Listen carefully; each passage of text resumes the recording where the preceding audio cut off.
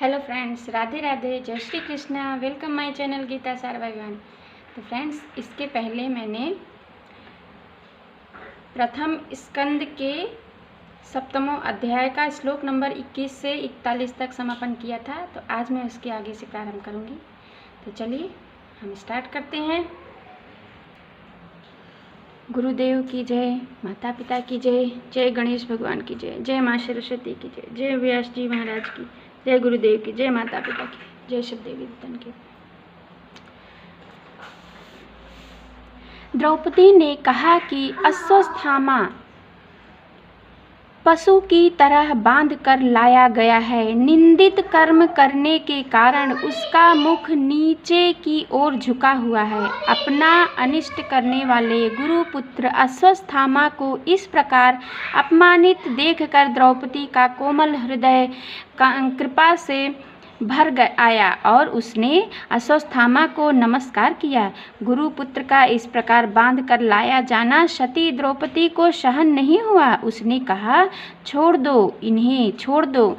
ये ब्राह्मण हैं, हम लोगों के अत्यंत पूजनीय हैं, जिनकी कृपा से अपने रहस्य के साथ सारे धनुर्वेद और प्रयोग तथा उपसंहार के साथ संपूर्ण शास्त्रों का ज्ञान प्राप्त किया है।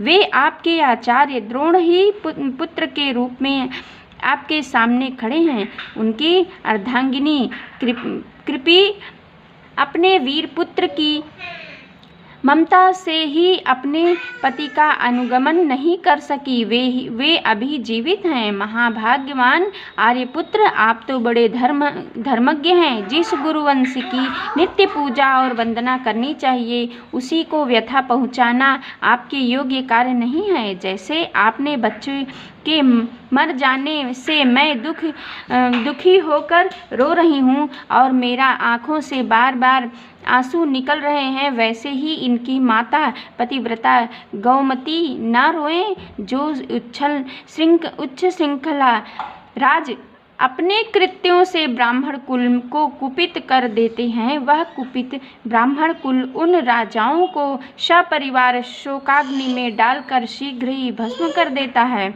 सूत जी ने कहा, शौनकादि ऋषियों, द्रौपदी की बात धर्म और न्याय के अनुकूल थी। उसमें कपट नहीं था, करुणा और समता थी। अतएव राजा युधिष्ठिर ने रानी के इस हित भरे श्रेष्ठ वचनों का अभिनंदन किया।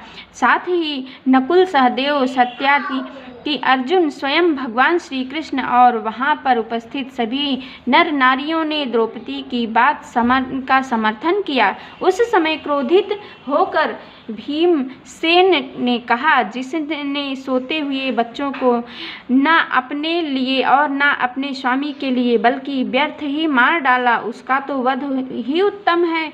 भगवान श्री कृष्ण ने द्रौपदी और भीमसेन की बात सुनकर और अर्जुन की ओर देखकर कुछ हंसते हुए कहा। भगवान श्री कृष्ण बोले, पतित ब्राह्मण का भी वध नहीं करना चाहिए और आताताई को मार ही डालना चाहिए। शास्त्रों में मैंने यही दो बातें कही है, इसलिए मेरी दोनों आज्ञाओं का पालन करो।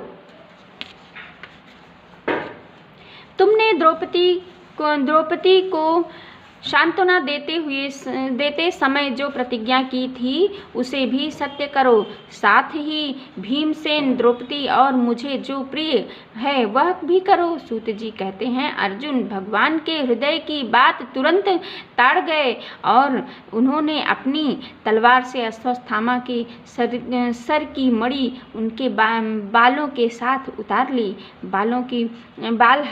बालकों की हत्या करने से वह श्रीहीन तो पहले ही हो गया था, अब मणि और ब्रह्मा तेज से भी रहित हो गया। उसके बाद उन्होंने रस्सी का बंधन खोलकर उन्हें शिविर से निकाल दिया। मुंह देना, धन छीन लेना और स्थान से बाहर निकाल देना, यही ब्राह्मण